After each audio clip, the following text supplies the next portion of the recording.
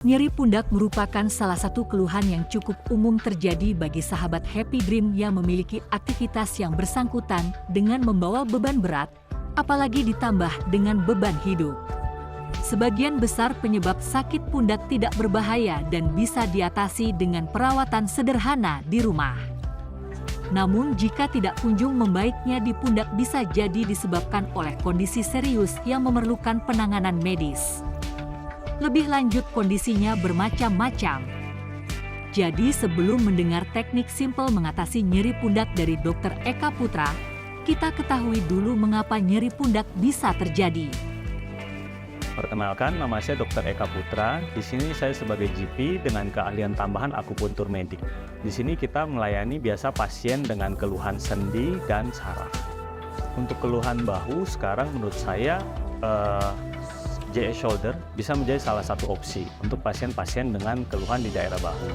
Karena dengan terapi pemanasannya yang diharapkan bisa mengurangi peradangan yang mungkin karena cedera atau trauma pada bahu.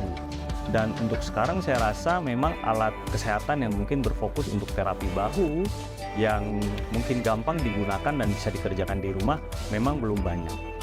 Nah sekarang kita balik ke bahasan masalah sendi. Di masyarakat mungkin orang akan bilang lebih sering ketemu masalah sendi itu seperti sendi lutut dan tulang belakang yang orang kemana-mana bilang pasti saraf kejepit begitu. Tapi sebenarnya dalam prakteknya dalam sehari-hari itu nggak jarang pasien dengan keluhan bahu.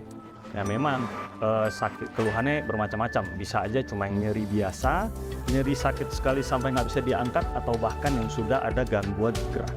Ya itu memang kasus-kasusnya bisa kita bilang mungkin ada masalah di tendon, ada masalah di kita bilang bantalan yang dibilang bursitis, atau yang mungkin orang paling umum dengar tuh yang seperti frozen shoulder. Nah memang terapinya macam-macam, tapi awal-awal bisa dilakukan dengan metode RICE, yaitu dengan cara RICE, Press, Ice, Compression, and Elevation. Dan akan lebih baik untuk dikerjakan dalam 48 jam pertama dari terjadinya cedera. Karena kalau lebih dari itu biasa efektivitasnya sudah berkurang. Nah di luar itu bisa kita bantu dengan medikasi, mungkin fisioterapi atau tindakan-tindakan tertentu yang memang diharapkan kalau bisa jangan sampai operasi. Nah jadi, tapi masalah pada keseharian banyak pasien yang memang emang ada sakit, ada keluhan di bahu. Tapi mereka cukup banyak yang tetap tidak mengistirahatkan bahunya dan mungkin melakukan kegiatan yang berulang-ulang yang membebani bahu. Yaitu kita bilang yang sangat tidak kita harapkan adalah sampai perlu dilakukannya penanganan operasi. Karena operasi selain kita bilang masalah biaya, juga memang untuk tahap pemulihan penyembuhan dibutuhkan waktu. Memang kita bilang JS Shoulder ini dengan terapi pemanasannya kan bisa mengurangi peradangan, yang diharapkan pemulihan pasien pasca operasi di daerah bahu itu lebih cepat. Tapi balik lagi kita bilang, operasi selalu menjadi pilihan terakhir. Jadi kalau bisa, tangani masalah bahu Anda sedini mungkin. Nah, kita jalan ke sana dulu ya, saya arahin deh. Ibu boleh silakan sudah di sini. Next one, boleh.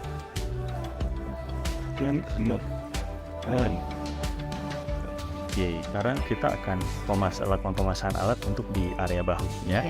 Jadi relax saja, santai ya. Saya permisi ya Bu ya. Iya. Mungkin saya kencangin sedikit ya. Cukup pas? Nggak kekencangan ya?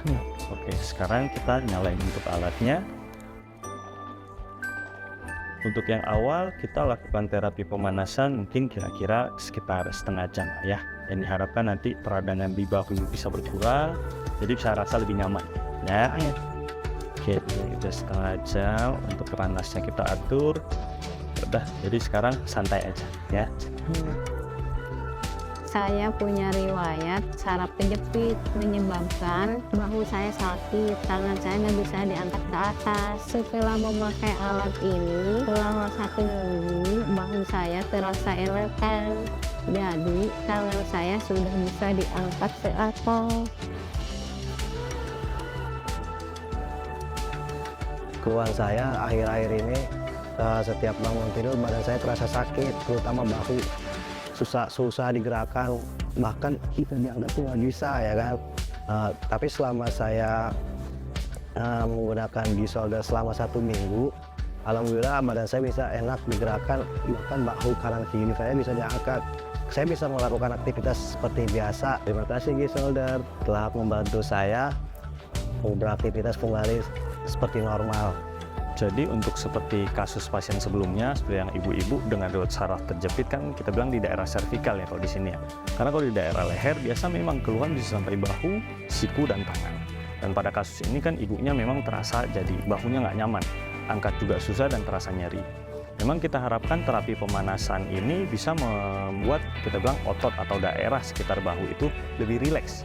Jadi ya memang diharapkan nyerinya berkurang dan pasien jadi lebih bisa mengangkat tangannya. Itu. Nah untuk pasien yang satunya lagi kita tahu gaya hidup sekarang memang tidak semua orang rajin berolahraga. Dengan kita bilang kegiatan yang berulang, dengan kurangnya kita bilang pemanasan atau olahraga, itu menyebabkan bahu lebih kaku, lebih gampang sakit. Gitu. Nah, sehingga kita bilang salah gerakan sedikit aja sakitnya itu bisa seperti kita bilang cukup mengganggu. Yang kadang beberapa pasien bilang sampai tidurnya terganggu. Nah, setelah dilakukan terapi pemanasan yang berturut-turut, ya memang otot jadi lebih rileks gitu. Di bahu lebih nyaman, nyerinya juga berkurang, sehingga pasien juga gerakannya ya lebih fleksibel, lebih baik. Jadi untuk G-Shoulder ini saya rasa memang bisa menjadi salah satu pilihan untuk pasien dengan keluhan di bahu. Yang diharapkan memang terapi pemanasannya itu bisa mengurangi peradangan di area bahu, sehingga ya bahu lebih nyaman, lebih nggak nyeri lah. Ya memang untuk kasus-kasus seperti frozen shoulder atau keluhan bahu lainnya. Misalkan kita bilang kalau berobat ke rumah sakit, memang kan perlu konsultasi dan jika diperlukan terapi tambahan, mungkin seperti fisioterapi atau tindakan tertentu, yaitu mungkin memang perlu biaya jutaan. Jadi kan kita bilang ini menjadi salah satu pilihan, di mana ada alat yang cukup praktis dan bisa dikerjakan rutin di rumah, yang saya rasa juga bisa di-share untuk dipakai sama anggota keluarga yang lain yang punya keluhan bahu yang sama.